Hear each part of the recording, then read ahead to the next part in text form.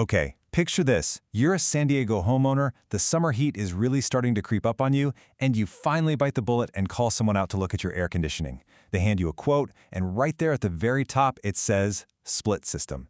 You're probably hearing other terms floating around too, right? Mini split, package unit, central air. Suddenly you're staring at this very expensive piece of paper feeling completely overwhelmed by all the industry jargon. Well, if you're wondering what exactly you are getting when a tech quotes a split system, you are in the exact right place. We're going to decode exactly what these terms actually mean for your home. Welcome to this explainer. Today, we are transforming local HVAC insights straight from the field into a totally practical, no-fluff buyer's guide. We're going to strip away all that confusing terminology and give you the clear, direct understanding you need to make an informed decision, focusing specifically on how these systems operate right here in San Diego. All right, let's dive right in. Here's our roadmap for today. First, the split system defined. Second, how it actually works. Third, comparing your AC options. Fourth, San Diego climate factors. And finally, costs and lifespan. Kicking things off with Section 1, the split system defined. Time to bust some of that industry jargon. Honestly, the reality of a split system is remarkably simple. It's literally just an air conditioner that's been divided into two physical units, an outdoor condenser and an indoor coil. These two halves are connected by refrigerant lines, and that's basically it. When a tech says central air, this is almost always exactly what they mean. The word split just describes the physical layout of the equipment. It's not some fancy specific brand, and there's no magical new technology happening here. It just means the job of cooling your house is split across two boxes instead of being packed into one. So, the big question is, why are you being quoted this specific setup? Well, for most San Diego single-family homes, this is just the standard default. Why? Because it's the path of least resistance. You see, most of these houses were built with a gas furnace already tucked away in a garage, maybe a hallway closet or an attic. And that furnace already has ductwork running all through the house for heating. Adding a split system simply means bolting that indoor coil we just mentioned right onto your existing furnace and then running those two lines outside to a condenser pad. It just makes sense because it uses the infrastructure your house already has in place. Moving right along to Section 2, how it actually works. We're going to completely demystify the mechanics here. Okay, this is my absolute favorite part, a total aha moment for a lot of people.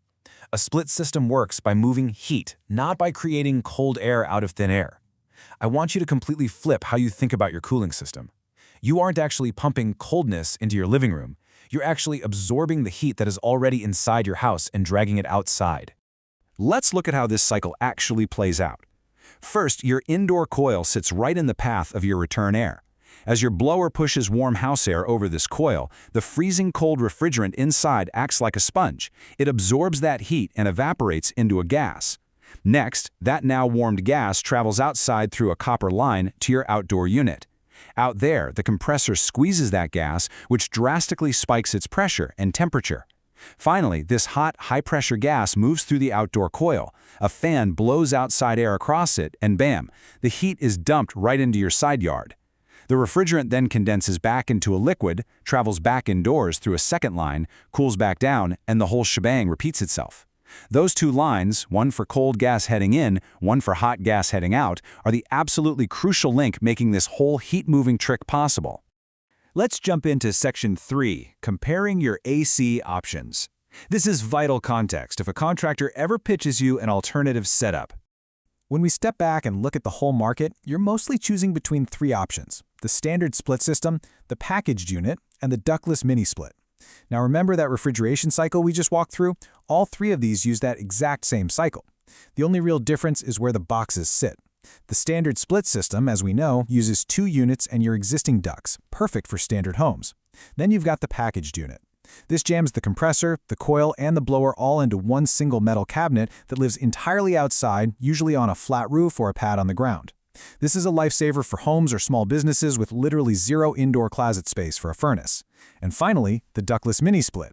Technically, yes, this is a split system because there's an outdoor and an indoor unit, but instead of one big coil forcing air through massive hidden ducts, it uses those sleek wall-mounted heads in individual rooms. Absolutely no ductwork required. So when would a standard split system be a bad idea? Well, if you live in an older build that doesn't have any existing ductwork, think about those gorgeous old Craftsman bungalows in North Park, or maybe a brand new ADU, a mini split is usually going to pencil out way better. Why?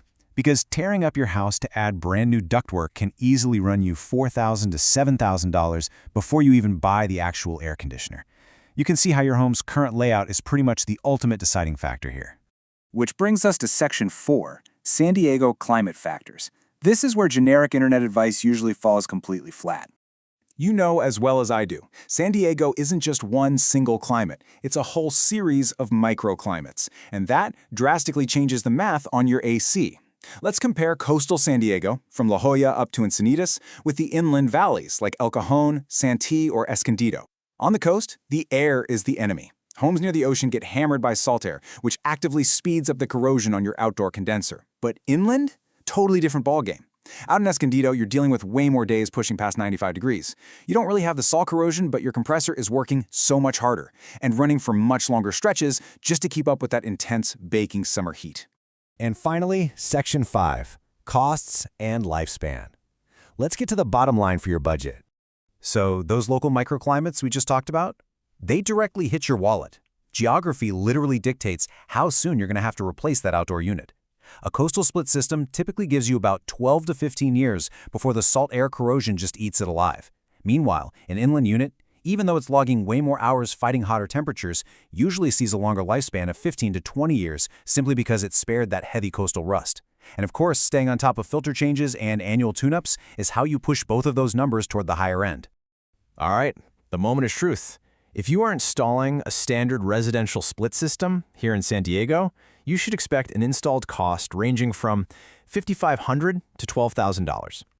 Now you're probably thinking, that is a massive gap. And you're right. It all comes down to variables. First is tonnage, which is just the cooling capacity needed for your home's square footage.